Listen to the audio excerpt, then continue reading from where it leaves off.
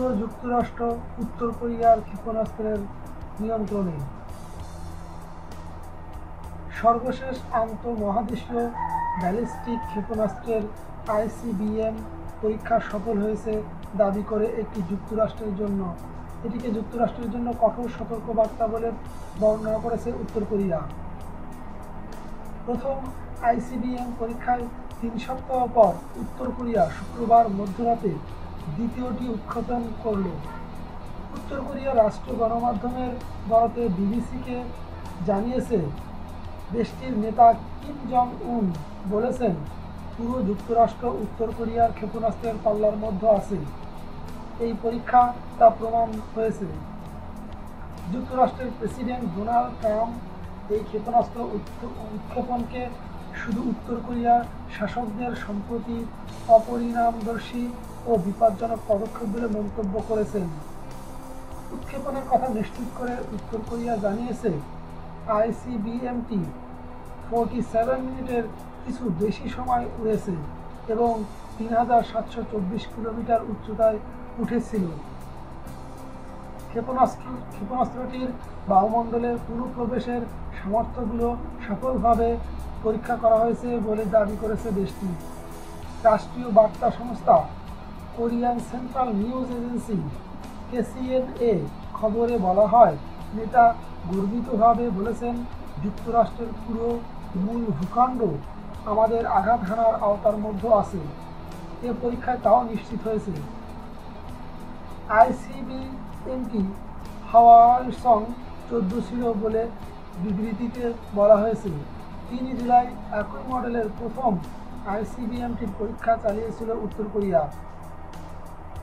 তবে এবারেরটি আরও বেশি উচ্চতায় ও বেশি সময় ধরে উড়ে বেশি দূর গিয়ে পড়েছে।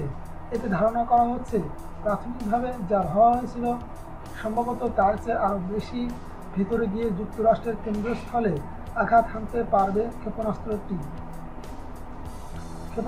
উৎক্ষেপণের কয়েক মিনিটের মধ্যেই দক্ষিণ কোরিয়া, জাপান ও যুক্তরাষ্ট্রের কর্মকর্তারা ক্ষেপণাস্ত্রটির স্থান, পাল্লা, সর্বোচ্চ উচ্চতা এবং ফ্লাইট টাইমের তথ্য প্রকাশ করেছেন। যদিও পুরো বিশ্লেষণ শেষ হয়নি, কিন্তু কিছু বিষয় বোঝা গেছে।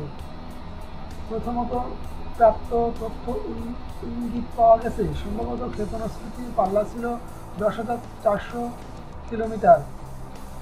ক্ষেপণাস্ত্রটি রোড মোবাইল হয় এবং দেশটির উত্তর পূর্বাঞ্চলীয় শহর রেসং থেকে উৎক্ষেপিত হলে নিউ ইয়র্ক শহর আইসিবিএমটির পাল্লার মধ্যে পড়বে। দ্বিতীয়ত, উত্তর কোরিয়া মুপায়ংনি থেকে আইসিবিএমটি উৎক্ষেপণ করেছে বলে যুক্তরাষ্ট্রের প্রতিবেদনে বলা হয়েছে। আগের ক্ষেপণাস্ত্রগুলো উৎক্ষেপণ কেন্দ্র পুসং থেকে এ স্থানটি আলাদা। ক্ষেপণাস্ত্রটি রাত 11:11 উৎক্ষেপণ করা হয়েছে। এটিও উত্তর কোরিয়ার ক্ষেপণাস্ত্র উৎক্ষেপণের আগের সময়গুলোর তুলনায় অপ্রত্যাশিত। এর অর্থ এরকম দাঁড়ায়, হয়তো ইতিমধ্যেই উত্তর কোরিয়া রাতের অন্ধকারের আড়াল নিয়ে ক্ষেপণাস্ত্র মোতায়েন শুরু করেছে এবং পর্যবেক্ষকদের বিভ্রান্ত করতে বেশ কয়েকটি উৎক্ষেপণ কেন্দ্র গড়ে তুলেছে। বিভিন্ন প্রতিবেদনে উত্তর কোরিয়ার ক্ষেপণাস্ত্রটি জাপানের উত্তরাঞ্চলের উপকূলের সাগরে পৌঁছে বলে জানানো হয়েছে। এর প্রতিক্রিয়া যুক্তরাষ্ট্র ও দক্ষিণ কোরিয়ার সামরিক বাহিনী ভূমি থেকে ভূমিতে নিক্ষেপণযোগ্য ক্ষেপণাস্ত্র নিক্ষেপ করে মহড়া দিয়েছে বলে জানিয়েছে যুক্তরাষ্ট্রের প্রতিরক্ষা কর্মকর্তা। উত্তরাঞ্চলীয় জিয়াং প্রদেশ থেকে রাতের দিকে এই ক্ষেপণাস্ত্র পরীক্ষা চালায় উত্তর কোরিয়া। ক্ষেপণাস্ত্রটি পূর্ব উপকূলীয় সাগরে খুব সম্ভবত জাপানের অর্থনৈতিক এলাকায় গিয়ে পড়েছে। দক্ষিণ কোরিয়ার সামরিক বাহিনীর জয়েন্ট চিফস অফ স্টাফের কার্যালয়ে এক কর্মকর্তা বলেছেন, ক্ষেপণাস্ত্রটি রাত 11:41 দিকে উৎক্ষেপণ করা হয়। এটি ব্যালিস্টিক ক্ষেপণাস্ত্র ছিল বলে নিশ্চিত করেছে যুক্তরাষ্ট্রের প্রতিরক্ষা মন্ত্রণালয়।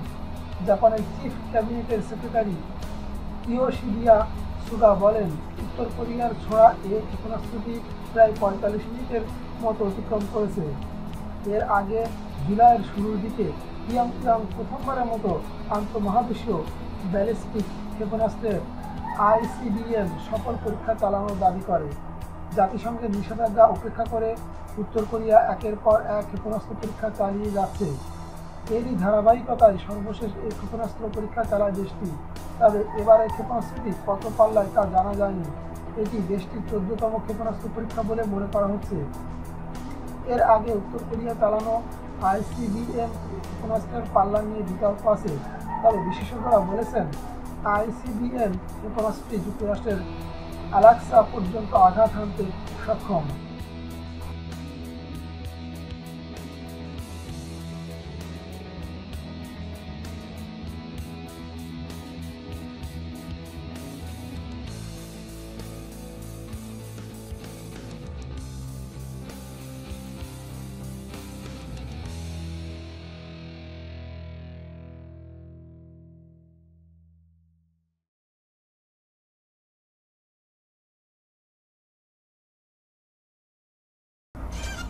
হ্যালো বন্ধুরা, বিবিসি একাত্তরের পক্ষ থেকে শুভেচ্ছা ও অভিনন্দন গ্রহণ করুন। সাবস্ক্রাইব বাটনে ক্লিক করে আমাদের সঙ্গে থাকুন এবং পরবর্তী ভিডিও এবং বিভিন্ন চমকপ্রদ খবর পেতে